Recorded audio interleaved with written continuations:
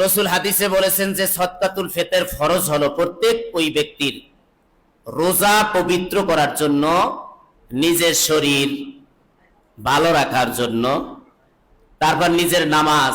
আমরা যত ভাবি, যত সুন্দর করেই নামাজ পড়ি না কেন, বলেন ত্রুটি মুক্ত ভাবে আমরা পড়তে পারি? রোজা যত সুন্দর করে আমরা রাখার চেষ্টা করতেছি, বলেন রোজা রাখা অবস্থায় মিথ্যা কথা হয় না হয় না? গীবত হয় না হয় না? চোখের গুনাহ হয় না হয় না? তো এই রোজা তো অঙ্গহানি হয়ে গেল, নষ্ট করে ফেললাম। ওই নষ্ট না যে একবার রোজা ভেঙে গেছে, ব্যাপারটা এমন না। রোজার ত্রুটি হয়েছে। কি হয়েছে বলেন? ত্রুটি হয়েছে। তো রাসূল বলেন এই ত্রুটিযুক্ত রোজা তুমি পবিত্র করবা কিভাবে?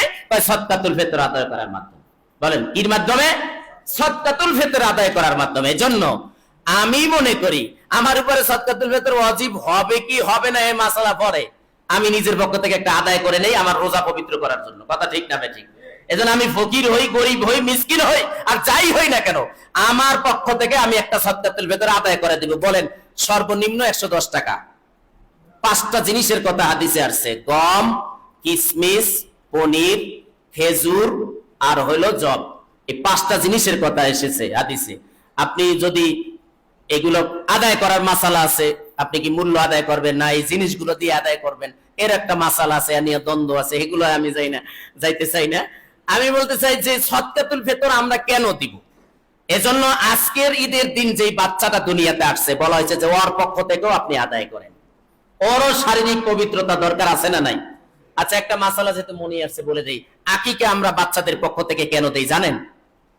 কেন দেই? বাচ্চার মুসিবত থেকে, বাচ্চার সব ধরনের রোগ ব্যাধি থেকে মুক্ত রাখার জন্য বাচ্চার পক্ষ থেকে রাসূল বলেছেন আকিকা দিয়ে দাও।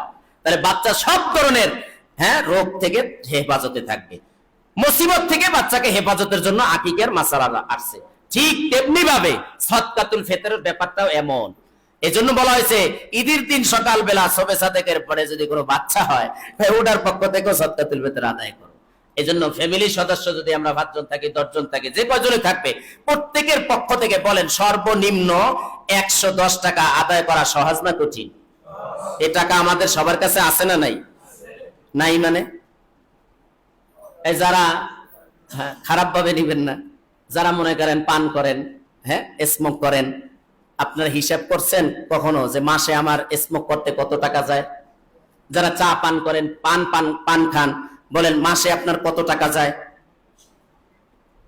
তাইলে সদকাতুল ফিতর সর্বনিম্ন গমের দাম হিসাবে 1 কেজি 650 গ্রাম, শরীয়তের বিধান অর্ধ সা, এটা সর্বনিম্ন 1 কেজি 650 গ্রাম মূল্য, বর্তমানে বাজার মূল্য আপনার 110 টাকা আসে। এটা হইছে যারা আমরা মধ্যবিত্ত এবং তার নিম্নে যারা আছি টাকা পয়সার দিক থেকে, আমরা প্রত্যেকের পক্ষ থেকে আমরা 110 টাকা করে আদায় করে দিব। তাদেরকে দিব ওই যে গরিব, যে খাইতে পারে, মানে যে খাওয়ার যোগ্য তাকে দিতে হবে। যে যাকাত খাওয়ার যোগ্য, ফিতরা খাওয়া, আরে যাকাত দেওয়ার যোগ্যতা যারা আছে, সামর্থ্য আছে, সদকাতুল ফিতর দেওয়ার সামর্থ্য আছে, এদেরকে দিবেন না।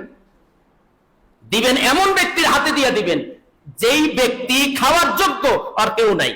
যেমন আমার কাছে আছে এতিম এক বাচ্চা আছে আমার এলাকায়, কিছুদিন আগে তার বাবা মারা গেছে, আমারই আত্মীয়র মধ্যে। তো এইরকম বেঁচে বেঁচে আপনার আত্মীয়র মধ্যে যারা একদম নিঃস্ব, সারা বছর যায় গরু গোশত কিনে খেতে পারে না, খাবারের ব্যবস্থা নেই, আপনি তার হাতে দিয়ে দিবেন, এটা আপনার দায়িত্ব। কথা ঠিক না? ঠিক। তো সর্বনিম্ন হলো 110 টাকা।